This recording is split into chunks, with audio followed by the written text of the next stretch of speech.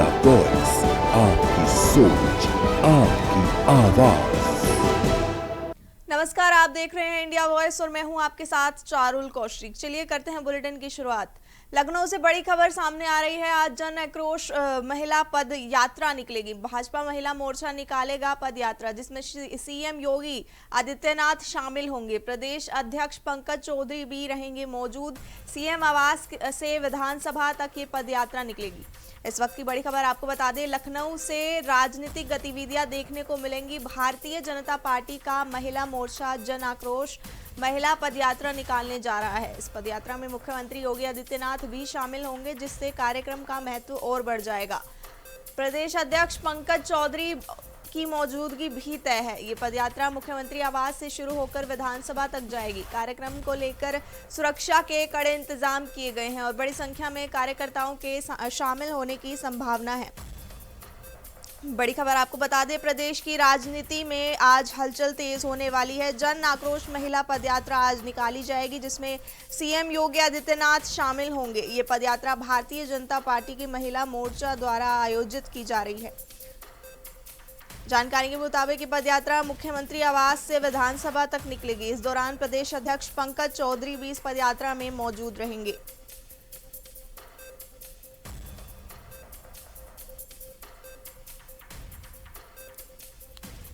लखनऊ से बड़ी खबर आपको बता दें, भारतीय जनता पार्टी का महिला मोर्चा जन आक्रोश महिला पदयात्रा निकालने जा रहा है। इस पदयात्रा में मुख्यमंत्री योगी आदित्यनाथ भी शामिल होंगे, जिससे कार्यक्रम का महत्व और बढ़ गया है। प्रदेश अध्यक्ष पंकज चौधरी की मौजूदगी भी तय है।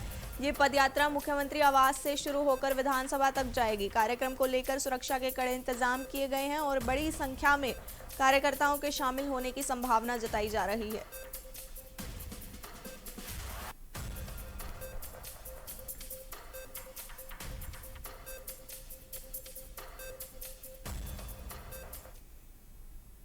बंगाल में आज पहले चरण का प्रचार खत्म। शाम 5 बजे थम जाएगा चुनावी शोर। 23 अप्रैल को पहले चरण का मतदान। पहले चरण में 152 सीटों पर वोटिंग। इस वक्त की बड़ी खबर आपको बता दें, बंगाल में आज पहले चरण के चुनाव प्रचार का समापन हो रहा है। शाम 5 बजे के बाद चुनावी शोर पूरी तरह थम जाएगा। 23 अप्रैल को पहले चरण का मतदान होगा। इस चरण में 152 सीटों पर वोटिंग की जाएगी। आपको बता दें, प्रशासन ने सुरक्षा के कड़े इंतजाम किए हैं। राजनीतिक दलों ने प्रचार अभियान में पूरी ताकत लगाई। मतदाताओं से बड़ी संख्या में भागीदारी की उम्मीद जताई जा रही है। आपको बता दें, चुनाव आयोग ने सभी तैयारियां पूरी कर ली हैं। शांतिपूर्ण मतदान की अपील भी की गई है। सभी केंद्रों पर निगरानी बढ़ाई गई है। संवेदनशील इलाकों में अतिरिक्त बल तैनात किए गए हैं। आपको बता दें, सबसे बड़ी खबर पश्चिम बंगाल से चुनावी सरगर्मियां अपने चरम पर हैं। पश्चिम बंगाल में आज पहले चरण के चुनाव प्रचार का शोर थम जाएगा। शाम 5 बजे के बाद सभी राजनीतिक दलों को प्रचार रोकना होगा और निगाहें जो है वो 23 अप्रैल पर टिकी है, जब पहले चरण के लिए मतदान होगा। इस चरण में कुल 152 सीटों पर वोटिंग कराई जाएगी। आपको बता दें, चुनाव आयोग ने सभी तैयारियां पूरी कर ली हैं और सुरक्षा के कड़े इंतजाम किए गए हैं, ताकि मतदान शांतिपूर्ण तरीके से संपन्न हो सके।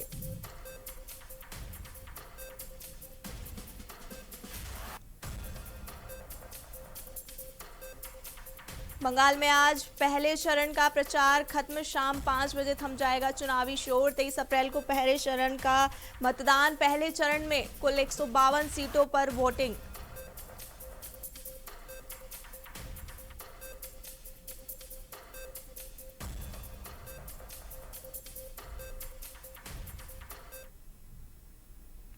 सुबह सुबह भस्म आरती के दौरान उज्जैन स्थित महाकालेश्वर मंदिर में बड़ी संख्या में भक्त इकट्ठा हुए।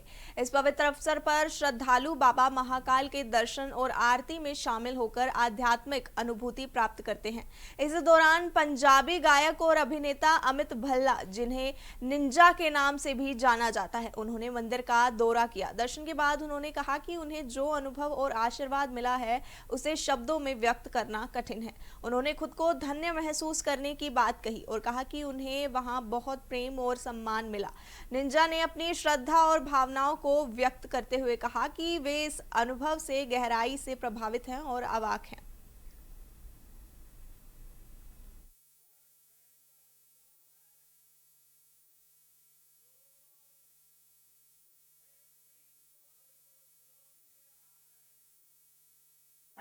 मैं बस यही कहना चाहता हूँ, नमः पार्वती पते हर हर महादेव। बता नहीं सकता जो दर्शन हुए हैं मुझे और जो आशीर्वाद मिला है बाबा का, धन्य हो चुका हूँ। और बहुत बहुत प्यार मिला यहाँ पे, और बस बोलने के लिए मेरे पास शब्द नहीं है, बस बम बम बोले, बम बम बोले। मैं आपको बता ही नहीं सकता, जो एक अद्भुत, जो एक चीज़ है, जो अलौकिक है, जो भोलेनाथ स्वयं यहाँ पे हैं, तो उसका आभास कण कण में होता है। तो वो मैं बता ही नहीं सकता आपको, मेरे पास शब्द कम है आज जो मैंने आभास किया। आने वाला बाबा की दया से बहुत कुछ आने वाला, जो आप लोग सब मुझे प्यार करते हो, उनके लिए और सबके लिए बहुत कुछ बना रहा हूँ। और मैं आस करूँगा और ये बाबा के आगे ये प्रार्थना करूँगा भी जो मैं मेहनत से कर रहा हूँ और आप लोगों का प्यार मेरे साथ बना रहे और बाबा का आशीर्वाद। अगली खबर तमिलनाडु से है। तमिलनाडु के विरुधनगर जिले के कट्टानारपट्टी इलाके में स्थित वंजा पटाखा फैक्ट्री में हुए धमाके में 23 लोगों की मौत हुई है। ये घटना उस वक्त हुई जब मजदूर एक कमरे में काम कर रहे थे, जहां विस्फोटक सामग्री रखी हुई थी। केमिकल मिश्रण में फ्रिक्शन के कारण अचानक एक जोरदार धमाका हुआ, जिसके कारण 4 कमरे पूरी तरह से ढह गए। मरने वालों में 16 महिलाएं थी। विरुधनगर तमिलनाडु विरुधनगर पटाखा फैक्ट्री में बड़ा हादसा, ब्लास्ट में 23 की मौत से दहला राज्य। देखिए खास रिपोर्ट।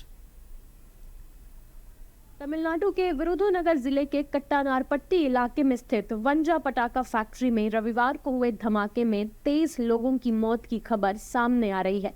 इस हादसे में कई अन्य लोगों के घायल होने की भी खबर है।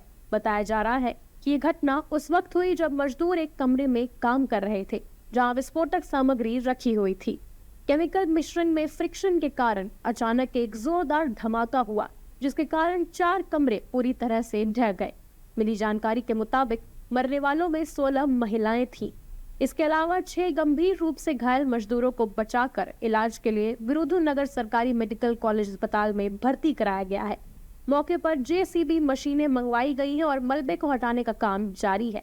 वहीं इस मामले पर प्रशासन ने कहा है कि हमने मामला दर्ज कर लिया है। अभी के लिए हमने उस जगह को चारों ओर से घेर कर सील कर दिया है। Virudhunagar district, Virudhunagar taluk, Muthulingapuram village, the firecracker incident occurred. In that incident, now 23 deaths occurred. Among the 23 deaths, now 19 bodies has arrived, and among the 19 bodies identified, and among the 19 bodies, 16 are women and 3 are men, and 6 injured are in ICU.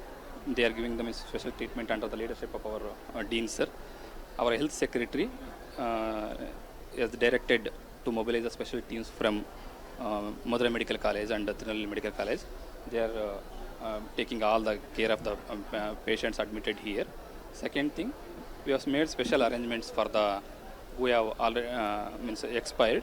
For them, once we identify the bodies, the inquest will be conducted. Then special arrangements will be made for the postmortem in the night also we have conducted. It's actually, so we have registered the case, and we have additional SP and a team has been nominated to conduct a detailed and thorough investigation to find out the causes of this thing. So we will, I'm sure our experts, rescue and explosive experts, they will take sufficient precaution to see that this there is when they conduct rescue and other operations tomorrow. So today night we are not conducting any efforts. As of now, we have cordoned off and sealed the place.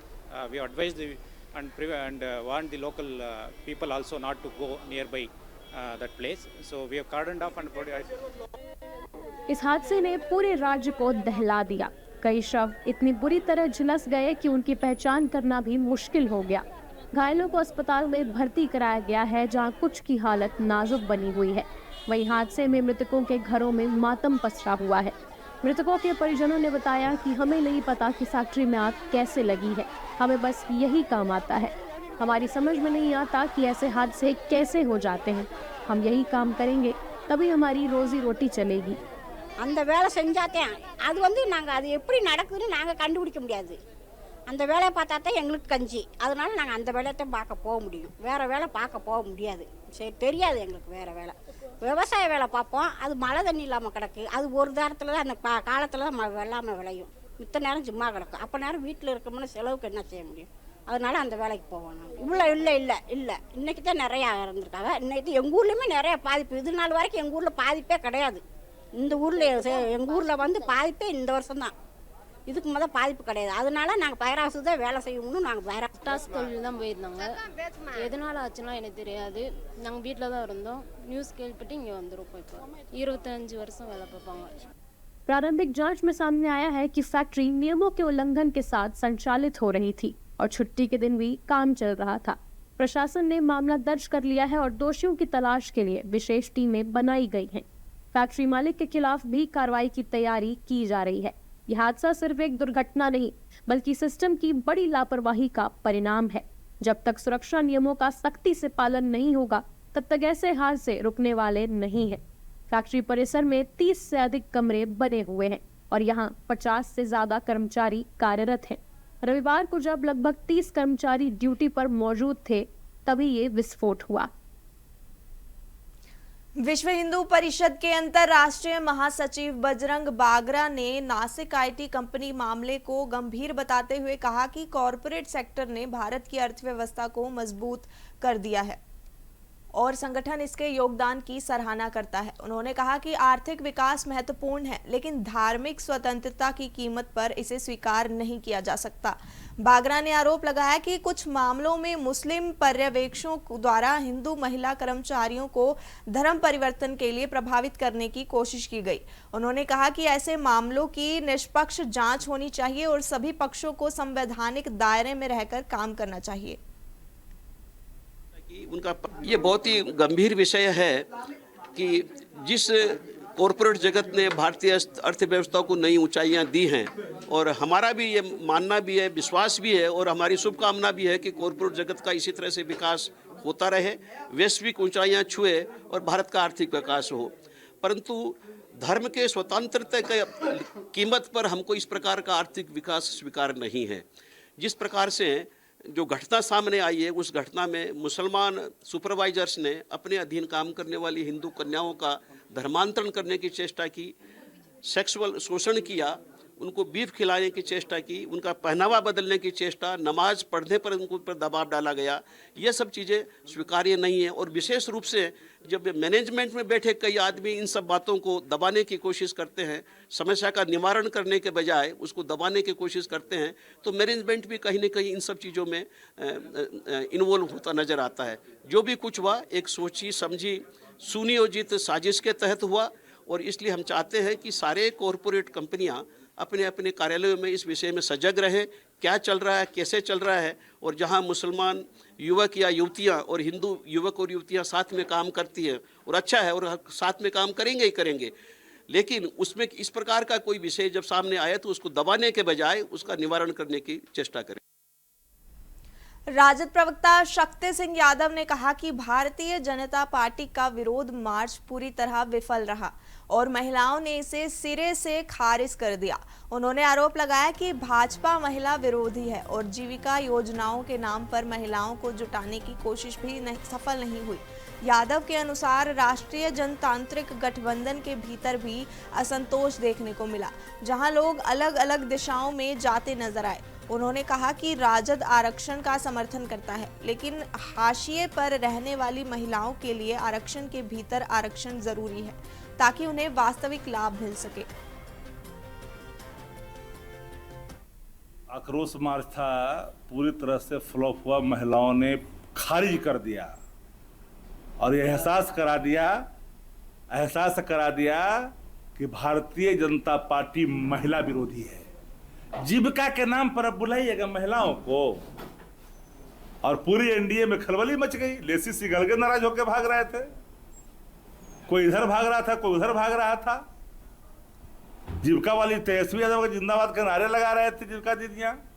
हम उसी दीदियों के लिए तो चाहते हैं vertical reservation, हम तो रिजर्वेशन के अंदर रिजर्वेशन चाहते हैं। ये जो लागू हो चुका है 23 में, उसको लागू करने में इतना विलंब क्यों किया राष्ट्रपति की मंजूरी के बाद? ये 16 तारीख को हुआ। नारी बंधन के नाम पर ही 5 राज्यों के चुनाव में जब खेला करना चाहते थे, डिलिमिटेशन के नाम पर अब क्षेत्रीय दलों के अस्तित्व को समाप्त करना चाहते थे, ये समझा, ये आसन्न खतरों को समझा था ना देश ने। विपक्ष मुक्त रहता क्या? विपक्ष अगर इस देश पर कोई आंच आएगा तो हम चुप नहीं बैठेंगे ना।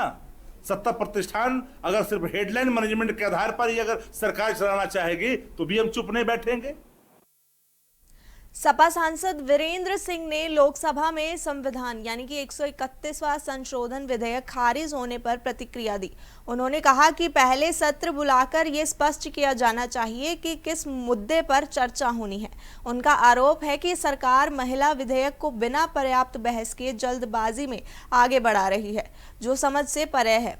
सिंह ने कहा कि समाजवादी पार्टी ने परिसीमन का विरोध किया था, ना कि महिला विधेयक का। उन्होंने जोर देकर कहा कि पार्टी हर मुद्दे पर खुली बहस और विस्तृत चर्चा के लिए तैयार है। इस सत्र बुलाएं, विषय तो आए, किस विषय पे सत्र बुला रहे हैं। बिना महिला वाले ही महिला बिल पर काहे के इतना जोर दिए हैं, मुझे तो समझ में नहीं आ रहा है। नहीं, हमने तो डिलिमिटेशन का विरोध किया था, महिला बिल का नहीं किया था। अब उसके सैंडविच में महिला बिल के साथ डिलिमिटेशन ले आएंगे तो हमारा विरोध तो लाजमी है ही है कि हम उनको मनमानी तो करने नहीं देंगे। वो लोकतंत्र की हत्या करना चाहते हैं, हम लोकतंत्र बचाने के लिए वहां गए। पूर्व मंत्री संजय कुमार सिंह ने लोकसभा में संविधान यानी कि 131वां संशोधन विधेयक खारिज होने पर प्रतिक्रिया देते हुए कहा कि महिला आरक्षण जैसे महत्वपूर्ण मुद्दे पर किसी भी दल को विरोध नहीं करना चाहिए था। उनका मानना है कि भारतीय राष्ट्रीय कांग्रेस सहित सभी विपक्षी दलों को राजनीतिक मतभेद से ऊपर उठकर महिलाओं के सशक्तिकरण का समर्थन करना चाहिए। उन्होंने कहा कि सभी पार्टियां महिलाओं को आगे बढ़ाने की बात करती है, लेकिन ऐसे विधेयक का विरोध करना उनके रुख पर सवाल खड़ा करता है। देखिए, महिला आरक्षण बिल जिस प्रकार से पटल पर रखा गया था, और मुझे लगता है कि कांग्रेस या कोई भी विपक्षी दल है उनको इसका विरोध नहीं करना चाहिए था, इसीलिए कि महिलाओं को आगे बढ़ाने की सब लोग बात करते हैं और हर एक मंच से, चाहे कोई भी दल हो, एक तरफ महिला सशक्तिकरण की बात करते हैं, एक तरफ महिलाओं को बढ़ाने की बात करते हैं, वहीं दूसरी तरफ अगर मान लीजिए कि जब बिल लाया गया तो उसमें विरोध करना कहीं से कोई उचित नहीं। अगली खबर झारखंड से है। बीजेपी नेता रघुबर दास ने लोकसभा में संविधान विधेयक खारिज होने पर कहा कि महिलाओं को आर्थिक रूप से सशक्त, सुरक्षित और सामाजिक और राजनीतिक रूप से मजबूत होना चाहिए। उन्होंने कहा कि नीति निर्माण में भी महिलाओं की भागीदारी बढ़नी चाहिए। दास ने बताया कि 2014 में केंद्र में सरकार बनने के बाद से भारतीय जनता पार्टी और प्रधानमंत्री के नेतृत्व में महिला सशक्तिकरण पर लगातार ध्यान दिया जा रहा है। उन्होंने इसे विकास और सामाजिक बदलाव के लिए जरूरी बताया। और क्या कुछ कहा, चलिए सुनते हैं। महिलाएं आर्थिक रूप से सुदृढ़ हो, महिलाएं की सुरक्षा मिले, सामाजिक विकास हो और राजनीति में भागीदारी हो, राज्य और देश के नीति निर्धारण में भी महिला की भूमिका हो। इसको ध्यान में रखते हुए जब से हमारे आदरणीय प्रधानमंत्री 2014 देश में बने, तब से महिलाओं, क्योंकि उनका मानना था अगर हमें देश को आगे बढ़ाना है तो नारी शक्ति, महिला शक्ति के आगे बिना देश आगे नहीं बढ़ सकता। और इसीलिए आप देखिए, सामाजिक विकास के तहत करोड़ों बहनों के यहाँ शौचालय नहीं थे, तो उनको शौचालय बना के मान सम्मान देने का, प्रधानमंत्री आवास योजना के तहत जो आवास आवंटित, उसका नाम भी महिलाओं के नाम पर, स्वामी के नाम में महिला का होता है। उसी तरह मुद्रा योजना, हमारी बहनें, हमारी बच्चियां उस मुद्रा योजना से, जिसमें 70% से ज़्यादा हमारी बहनें मुद्रा योजना से लोन लेकर उद्यमशील महिला बन रही है। मंत्री दर्शना वाघेला ने लोकसभा में संविधान विधेयक खारिज होने पर प्रतिक्रिया देते हुए कहा कि 17 तारीख को जब महिला आरक्षण बिल पर चर्चा हुई तो देश भर की महिलाओं की नज़र सदन पर थी। उन्होंने आरोप लगाया कि भारतीय राष्ट्रीय कांग्रेस के सदस्यों ने इस बिल का विरोध किया, जिससे महिलाओं की भावनाएं आहत हुई। वाघेला ने कहा कि देश की लगभग 50% आबादी महिलाएं हैं और ऐसे विरोध से उनके सपनों को ठेस पहुंचती है। उन्होंने इसे महिला सशक्तिकरण के खिलाफ बताया। उसको सदन में 17 तारीख को जो महिला आरक्षण बिल की चर्चा हो रही थी, पूरे देश की महिलाओं की नजर वहां थी। और मैं बहुत दुख के साथ कहती हूँ कि ये जो कांग्रेस के लोगों ने महिला बिल का विरोध किया है, उनको पता नहीं है कि ये देश में 50% महिला है और उन्होंने ये देश की महिलाओं का जो सपना था उसको चकनाचूर कर दिया। मैं ये बात जरूर बताऊं कि कांग्रेस ने 60 साल तक शासन किया और महिलाओं का वोट भी लिया, फिर आज महिलाओं की बारी आई है तो कांग्रेस और इंडी गठबंधन ने इसका विरोध किया। और मैं ये बात जरूर बताऊंगी कि जब महिला राजनीति में आती है ना तो एक डिसिप्लिन आता है, सब पक्ष में सब महिला होकर डिसिप्लिन में काम करती है। मगर कांग्रेस को तो बस परिवारवाद चलाना है।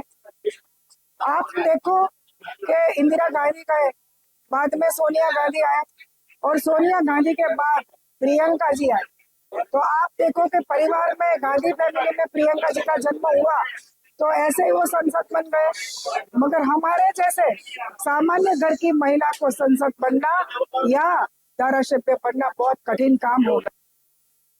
सांसद अरुण भारती ने लोकसभा में संविधान विधेयक खारिज होने पर कहा कि देश की महिला आबादी को 1/3 प्रतिनिधित्व देना अभी भी संभव नहीं हो पाया है। उन्होंने इसे दुर्भाग्यपूर्ण बताया। भारती ने आरोप लगाया कि भारतीय राष्ट्रीय कांग्रेस और राष्ट्रीय जनता दल जैसी पार्टियों ने अपने राजनीतिक हितों के कारण वर्षों से महिला आरक्षण का विरोध किया है। उन्होंने कहा कि संसद में इस तरह के बिल का गिरना महिला सशक्तिकरण की दिशा में बड़ी बाधा है और यह देश के लिए निराशाजनक स्थिति है।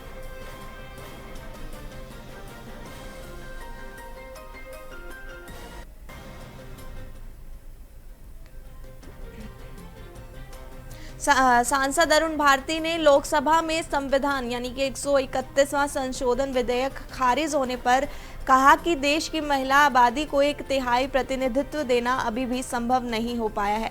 उन्होंने इसे दुर्भाग्यपूर्ण बताया। भारती ने आरोप लगाया कि भारतीय राष्ट्रीय कांग्रेस और राष्ट्रीय जनता दल जैसी पार्टियों ने अपने राजनीतिक हितों के कारण वर्षों से महिला आरक्षण का विरोध किया है। उन्होंने कहा कि संसद में इस तरह के बिल का गिरना महिला सशक्तिकरण की दिशा में बड़ी बाधा है और यह देश के लिए निराशाजनक स्थिति है। होना भी चाहिए, देखिए बिल्कुल होना भी चाहिए। देखिए जिस तरह से अगर हम अपनी आधी आबादी को 1/3 हक देने के लिए भी अगर कांग्रेस और राजद जैसी पार्टियां जो बरसों से विरोध कर रही हैं, अपनी महज एक तुच्छ राजनीति के लिए अगर इसे सदन में गिरा देती हैं तो ये दुर्भाग्यपूर्ण है।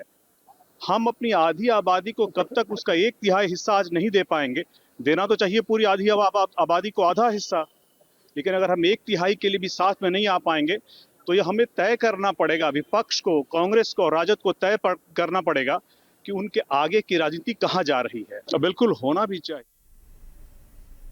फिलहाल के लिए इस बुलेटिन में इतना ही। इसी तरह की तमाम खबरों से जुड़े रहने के लिए देखते रहिए इंडिया वॉइस। तब तक के लिए नमस्कार।